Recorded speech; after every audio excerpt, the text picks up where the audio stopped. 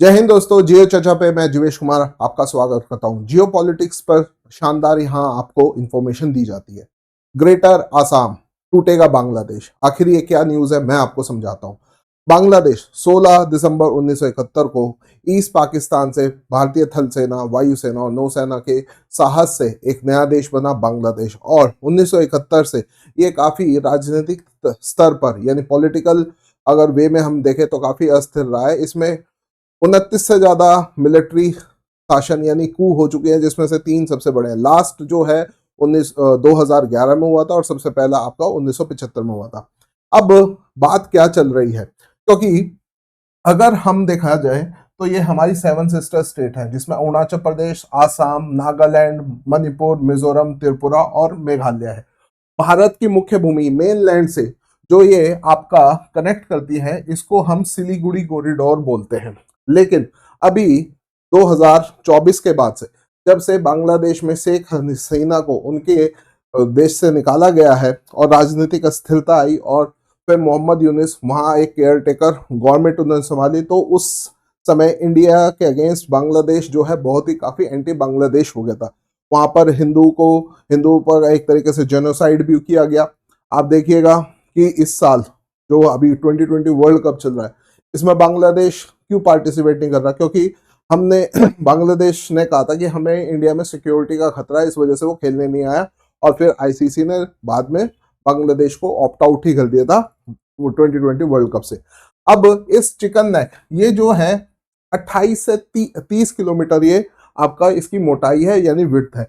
और अभी जब से मोहम्मद यूनिस आया, बांग्लादेश में पाकिस्तान की आईएसआई और नॉर्थ में अगर देखा जाए तो चाइना, ये अपना एक तरीके से गेम प्लान कर रहे हैं कि किस तरीके से इसको कट करके जो rest of north east India जो आपकी 7 सिस्टर स्टेट्स है, इस पे अपना कंट्रोल कर सके। इसके काउंटर में गवर्नमेंट ऑफ इंडिया ने एक डॉक्ट्रिन पेश किया है, जिसमें इस अभी जो नए प्राइम मिनिस्टर बने हैं बांग्लादेश, उनके साथ ये डिस्कशन चल रहा है कि ये जो आपका सिलीगुड़ी कॉरिडोर है, इसे एक्सपेंड करके रंगपुर करके कम से कम 150 किलोमीटर इसको विड्थ कर दिया जाए, जो मिलिट्रीली 7 सिस्टर स्टेट्स को प्रोटेक्ट करने के लिए काफी इंपॉर्टेंट रहेगा और चाइना और पाकिस्तान को जो इन्फ्लुएंस है उसको भी करप्ट कर सकते हैं। साथ ही साथ चिटागोंग, ये चिटागोंग जो है ये आपका टच है बे ऑफ बंगाल से, तो इस पर भी गवर्नमेंट ऑफ इंडिया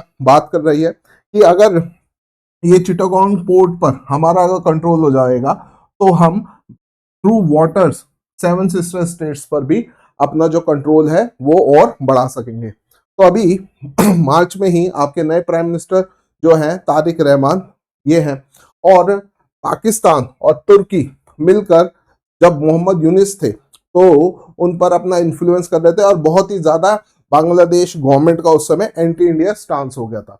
अगर आप मैप में यहाँ पर देखें, ये बांग्लादेश है।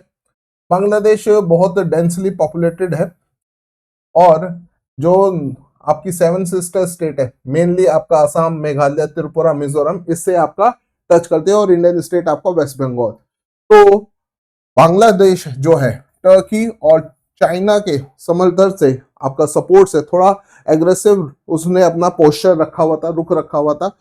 और मोहम्मद यूनिस ने तो चाइना जब विजिट करी थी, उन्होंने कहा था कि ये जो चिकन नेक कॉरिडोर है भारत का, जिसको हम सिलीगुड़ी कॉरिडोर बोलते हैं, जिसकी जो मोटाई है या जो विड्थ है 28 से 30 किलोमीटर है, कि बांग्लादेश और चाइना अगर चाहें तो मिलकर इस सिलीगुड़ी कॉरिडोर को कट ऑफ करके रेस्ट ऑफ जो नॉर्थ ईस्ट स्टेट है उस पर अपना कंट्रोल कर सकते हैं और ग्रेटर बांग्लादेश बना सकते हैं। हाँ, बांग्लादेश उसने कहा था ग्रेटर, आपने भी कई बार सुना होगा कि मेघालय, आसाम, त्रिपुरा, नागालैंड, मिजोरम, इस पर बांग्लादेश कहता है कि ये हमारा एरिया, हम इसको बढ़ा के ग्रेटर बांग्लादेश। और चाइना की हमेशा से जो नजर है वो हमारे अरुणाचल प्रदेश पे रहती है। वो चाइना कहता है कि अरुणाचल प्रदेश जो है सदर्न तिब्बत का पार्ट है और तिब्बत उसने 1950 में चाइना ने ऑक्यूपाई करा था। तो चाइना के साथ हमारा अरुणाचल प्रदेश में कंटेंशन रहता है।